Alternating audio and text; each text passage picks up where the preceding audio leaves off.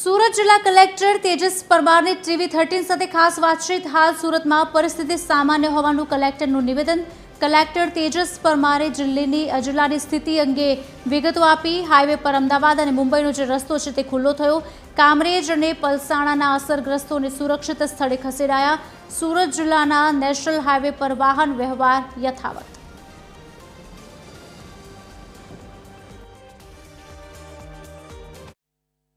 Surat city તેમજ જિલ્લામાં ભારે વરસાદના કારણે આપણે સુરત શહેરના કલેક્ટર એવા તેજસભાઈ પરમાર સાથે વાતચીત કરવા માટે આવ્યા છે।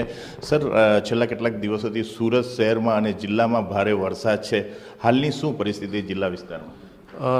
આપણે જાણીએ છીએ કે 1 જુલાઈથી સુરતમાં સાર્વત્રિક વરસાદની શરૂઆત થઈ અને ખાસ કરીને બધા જ તાલુકા, કુલ 11 તાલુકા આપણા સુરત જિલ્લામાં છે અને સાથે સાથે સુરત શહેર એમ ખૂબ જ સાર્વત્રિક વરસાદ વરસ્યો। શરૂઆતમાં મહુવા, માંગરોળ, ઉમરપાડા એ બાજુ વરસાદની વધારે શરૂઆત થઈ, પણ 7 તારીખની અગર સવારની વાત કરીએ એટલે કે ગઈકાલે સવારે 6 વાગ્યાથી આજે સવારે 6 વાગ્યા સુધી લગભગ જે સૌથી વધારે વરસાદ થયો એ સુરત શહેરમાં થયો અને ત્યારબાદ પલસાણા, કામરેજ અને મહુવા અને બારડોલીમાં પણ લગભગ 15થી 20 ઇંચની વચ્ચે અલગ અલગ જગ્યાએ વરસાદ 24 કલાકમાં નોંધાયો। પલસાણા અને કામરેજમાં જે ખાસ કરીને વરસ્યો એના કારણે જે પાણી ભરાવાની જે સમસ્યા થઈ તો એના માટે પણ અત્યારે ફિલ્ડમાં તમામ ટીમો કામ કરી રહી છે, પણ ઓવરઓલ સાર્વત્રિક જોવા જઈએ તો અત્યારે જિલ્લામાં કોઈ એવી ગંભીર પરિસ્થિતિ નથી। સાથે સાથે તાપીનું જે સ્તર છે એ પણ અત્યારે મતલબ એની જે મર્યાદા છે એમાં છે અને ઉકાઈના સુપ્રિન્ટેન્ડિંગ એન્જિનિયર સાથે પણ સતત અમારી વાતચીત થતી રહે છે। તો એમાં ઉકાઈનું સ્તર પણ છે એ હજુ ઘણું જ આપણું અત્યારે જે કહેવાય કે રૂલ લેવલથી ઘણું નીચે ચાલી રહ્યું છે, એટલે અત્યારે એમાં કોઈ ગંભીર અત્યારે પરિસ્થિતિ સર્જાવાની કોઈ શક્યતાઓ અત્યારમાં નથી।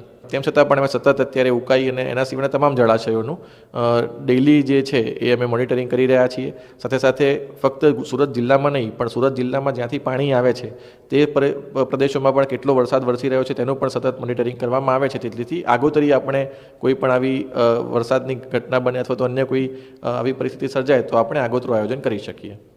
આ હતા સુરત જિલ્લાના કલેક્ટર તેજસભાઈ પરમાર સાહેબ। તેમના જોડે કેટલીક વાતચીતો કરી। તેમનું કહેવું છે કે કામરેજ તેમજ પલસાણા વિસ્તારમાં ભારે વરસાદના કારણે કેટલાક ઝૂંપડાઓ ડૂબી ગયા હતા અને તેમને સ્થળાંતર પણ કરવામાં આવ્યા હતા અને ફરીથી તેઓને તેમના મકાનમાં મોકલી આપવામાં આવ્યા છે। કોઈ એવો ગંભીર બનાવ સુરત જિલ્લામાં બન્યો નથી, પરંતુ હાલ પૂરતું કલેક્ટરના તંત્ર દ્વારા તેમની દેખરેખ રાખવામાં આવી રહી છે। વિદ્યાર્થીઓને પણ કોઈ તકલીફ ન પડી અને વિદ્યાર્થી તથા વાલીઓને પણ લોકોને ફોન કરવાની જરૂર ન પડી કે આજે શાળા કોલેજ ચાલુ છે કે નહીં, કારણ કે એડવાન્સમાં જ તેમણે આ મેસેજ પહોંચી દીધો હતો, તેથી વાલીઓ પણ ચિંતિત થઈ ગયા હતા। કેમેરામેન ઉત્તમ સાથે વહાબ બેલીમ, TV13 સુરત।